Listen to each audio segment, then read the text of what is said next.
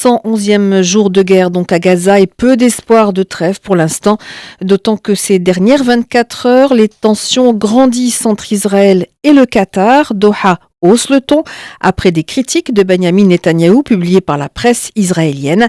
Et c'est maintenant le ministre des Finances israélien qui surenchérit. Il s'en prend à son tour au médiateur clé des négociations. Ariane Ménage. Ce sont des propos qui ne vont certainement pas contribuer à un apaisement. Sur X, anciennement Twitter, Bezalel Smotrich, figure de l'extrême droite ultranationaliste israélienne, accuse Doha d'être, je cite, largement responsable des massacres du 7 octobre en parrainant le Hamas.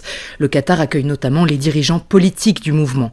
L'Émirat soutient le terrorisme, poursuit le ministre israélien. Il ne sera pas impliqué, dit-il, dans ce qu'il se passera à Gaza après la guerre.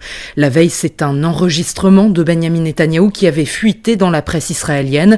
Lors d'une rencontre avec des familles d'otages, on pouvait entendre le Premier ministre israélien critiquer la médiation qatari. Doha a depuis riposté, accuse Benyamin Netanyahou d'entraver les efforts de négociation pour, je cite, des raisons politiques. En Israël, cette brouille diplomatique inquiète en premier lieu, bien sûr, les familles des otages toujours détenus à Gaza, alors que les négociations ont été relancées ces derniers jours. Dans ces discussions en direct avec le Hamas, Doha est un acteur incontournable. À Tel Aviv, Ariane Ménage pour Média.